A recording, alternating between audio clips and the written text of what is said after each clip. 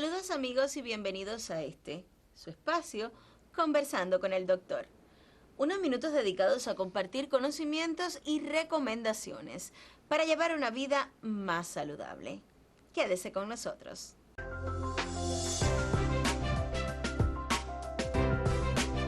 Tal y como lo prometimos, esta tarde estamos dando continuidad al tema del nuevo coronavirus.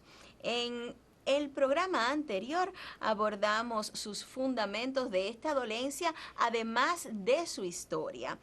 Esta tarde vamos a conocer los síntomas y cómo podemos protegernos para evitar una epidemia entre nosotros.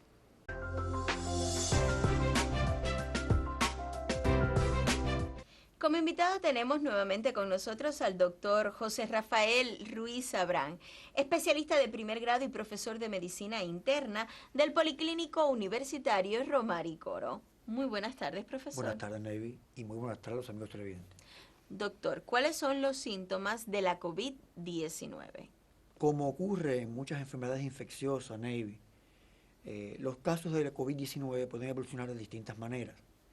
En primer lugar, hay pacientes infectados que no desarrollan ningún tipo de síntomas, son los casos asintomáticos, que ya se han comprobado y está registrado que existe esa posibilidad. La otra posibilidad que existe es que los pacientes desarrollen una enfermedad gradual en base a los trastornos que sufre su organismo. El periodo de incubación, que no es más que el tiempo que media entre la infestación, o sea, que se infecte la persona y que aparezcan los primeros síntomas. Eso se denomina periodo de incubación. En el caso de esta enfermedad, el periodo de incubación es de 1 a 14 días, pero muchos casos comienzan a mostrar los síntomas a los 5 días de haberse infectado. Los principales síntomas que se aprecian en la COVID-19 es la fiebre, el cansancio y la tos seca. Son los síntomas más importantes. Estos síntomas pueden seguir distintas modalidades. Cuando el paciente va a resolver en pocos días la enfermedad, su organismo va a ser capaz de recuperarse, estos síntomas nunca son intensos. Son síntomas que se mantienen durante unos días, después van desapareciendo y el individuo termina por curarse. Cuando estos síntomas se van agravando, o sea, la tos aumenta la fiebre, aumenta la toma de estado general, aparece entonces la dificultad respiratoria o la disnea, que es uno de los elementos de peligro en el caso de la COVID-19. Muchas veces estos casos que evolucionan mal tienen la necesidad de recurrir a servicios de terapia intensiva, a ventilación mecánica artificial, y de esta forma pueden sufrir un shock séptico o otras complicaciones y morir en el transcurso de esta dolencia. Afortunadamente, la COVID-19 es una enfermedad muy contagiosa, pero los índices de mortalidad son mucho menores que los brotes anteriores de otros coronavirus, porque está en cifras cercanas la mortalidad a un 2%.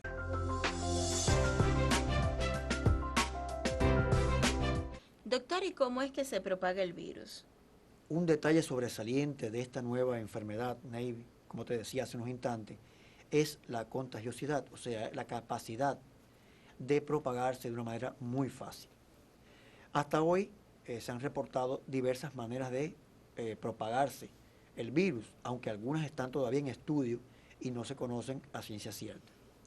La forma directa más frecuente de contagio es cuando una persona enferma estornuda, tose o habla cerca de una persona sana y las microgotas de saliva y secreciones respiratorias que contienen el virus caen directamente en la boca, la nariz o los ojos de la persona sana. Es una forma de contagio directo.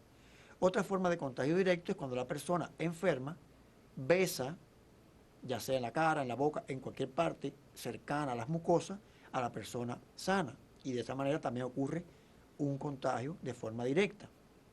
Pero hay formas también que son indirectas, como cuando, por ejemplo, aspiramos el aire que contiene pequeñas gotas en suspensión del virus que lo ha expulsado un enfermo que está cerca de nosotros.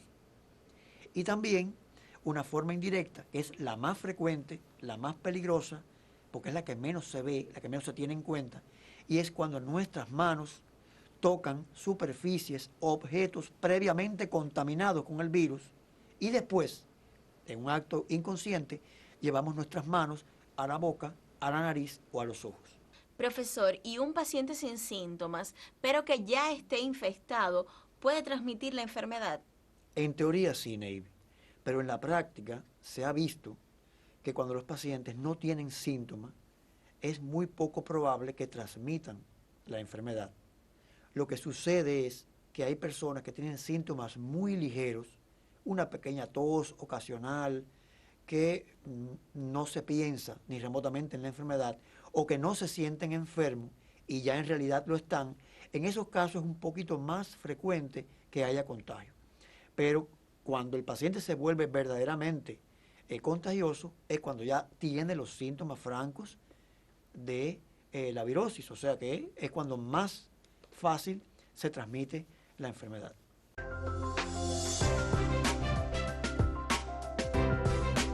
Doctor, y una vez infectados, ¿la evolución de la enfermedad es igual en todos los pacientes? Aunque todavía ese es uno de los aspectos que está en seguimiento y estudio en relación a esta nueva enfermedad, Navy, sí se ha visto estadísticamente que hay pacientes que tienen tendencia a evolucionar a las formas graves y letales de la COVID-19. Entre estos pacientes que son susceptibles a complicaciones, tenemos en primer lugar a los ancianos, también los diabéticos, los hipertensos, los cardiópatas, los portadores de enfermedades respiratorias crónicas descompensadas, como la EPOC, el asma, etc. Y también los pacientes que tienen compromisos inmunológicos, o sea, que tienen su sistema inmune dañado por alguna otra condición, como el VIH, los alcohólicos, los desnutridos, entre otros. Todos estos individuos tienen como elemento común que su sistema inmunológico no es competente y obviamente en estos casos es que la enfermedad tiene tendencia a evolucionar a estadios de gravedad y mayor mortalidad. Profesor, ¿y cuáles son las medidas de protección para evitar el contagio con el nuevo coronavirus? Bueno, aunque este es un aspecto que ha tenido una publicidad bastante grande en todos los medios desde que comenzó esta epidemia y que el público lo domina de cierta forma, porque se ha dicho mucho y se sigue diciendo, y es muy importante la prevención, vamos a tratar de enumerar las principales medidas de protección que deben acometerse para evitar el contagio de la COVID-19. Estas medidas no son las mismas en una fase preepidémica que en una fase de epidemia franca. Cuando en un medio hay pocos casos, cuando están controlados, aislados, se dice que hay una fase de preepidemia. Cuando ya los casos se encuentran en grandes proporciones, muchos no están detectados y están en la sociedad diseminados, es la fase de epidemia franca de la enfermedad. En dependencia de eso, estas medidas se aplican. Vamos a ver en pantalla cuáles son las fundamentales medidas de prevención que tienen utilidad en el enfrentamiento a la COVID-19. Principales medidas de prevención frente al nuevo coronavirus. Evitar a toda costa las multitudes y aglomeraciones de personas innecesarias en espacios abiertos y cerrados, como las colas, el transporte público, entre otras. Mantener una distancia de más de 1 metro con cualquier persona, sobre todo de aquellas que tosen, estornudan o ya se saben que están infectados con algún tipo de enfermedad respiratoria. Permanecer en la casa, sobre todo las personas de mayor riesgo, ante la presencia de síntomas catarrales. Si estos síntomas se intensifican, hay que llamar al personal de salud indicado. Lavarse las manos de manera frecuente con agua y jabón abundante o soluciones alcohólicas o cloradas, más antes de comer, después de defecar, después de regresar a la casa del trabajo o tocar superficies de uso público que pudieran estar contaminadas. Para toser, hacerlo lejos de las personas y sobre la curvatura del codo y no frente a las manos.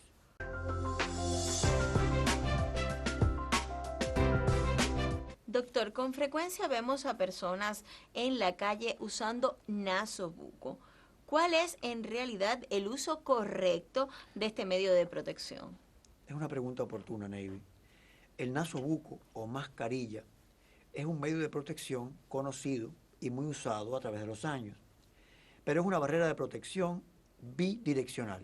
O sea, el nasobuco está diseñado lo mismo para nosotros no contagiar a otras personas que para que nosotros no nos contagiemos de otras personas. O sea, es una barrera que se interpone entre la nariz y la boca y el medio exterior.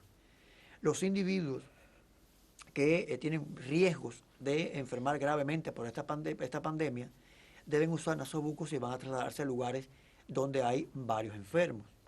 Y finalmente se puede utilizar cuando estamos cuidando a una persona que tiene sospecha de tener una enfermedad respiratoria. El nasobuco no debe utilizarse más allá de 3 o 4 horas, porque cuando se humedece, tanto por el sudor como por las secreciones nasales y bucales, pierde efectividad como barrera y puede contribuir incluso a canalizar la infección que venga del exterior. O sea que cada 3 o 4 horas se sustituye el nasobuco. Si son desechables, se botan en un recipiente apropiado, y si son de telas, pues se lavan con abundante agua y jabón, se tienden al sol por un buen periodo de tiempo y se sustituyen, se rotan mientras haga falta utilizar. No tiene ningún sentido utilizar un nasobuco frente a una persona contagiada con el COVID-19, porque si esas microgotas son expulsadas a nuestra cara y caen sobre los ojos, también nos enfermamos, igual que si no tuviéramos un nasobuco.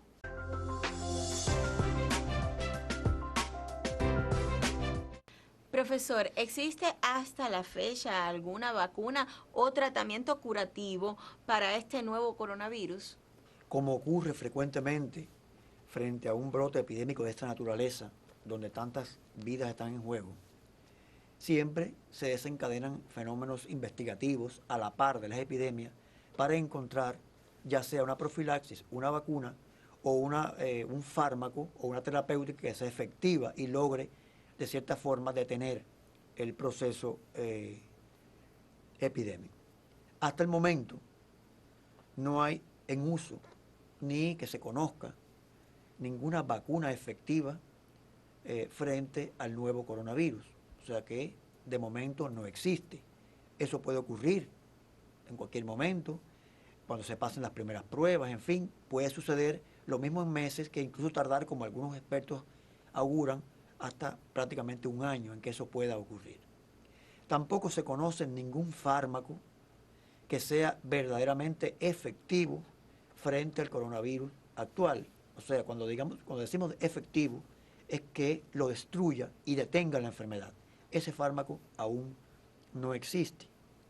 No tiene ningún valor el uso de bebidas calientes, infusiones, té, como se ha dicho en las redes, de que reducen el coronavirus. Tampoco está confirmado que el calor sea una medida que reduzca la agresividad del virus, ni mucho menos que lo destruya, porque para algunos investigadores incluso el virus puede soportar hasta 60 grados de temperatura, lo cual no existe ni en el cuerpo ni en una temperatura ambiente. Quiere decir que hay que ser muy cuidadoso a la hora de dar crédito a estas cosas, porque en su momento las fuentes científicas confiables lo darán a conocer. Si existe la vacuna, si existe el tratamiento, se dará a conocer oportunamente. Ahora, Navy, lo fundamental es la prevención, porque es lo único que tenemos seguro frente a esta epidemia. Y con todo lo que se está haciendo y con todo lo que aún falta por hacer, vamos a confiar en que la vamos a vencer de una u otra forma. Doctor, como siempre, fue un verdadero placer tenerlo esta tarde con nosotros. Igualmente, Navy. Y a ustedes, mis amigos de siempre, yo los invito a un nuevo encuentro para juntos aprender interesantes temas médicos y de salud aquí, conversando con el doctor. Hasta la próxima.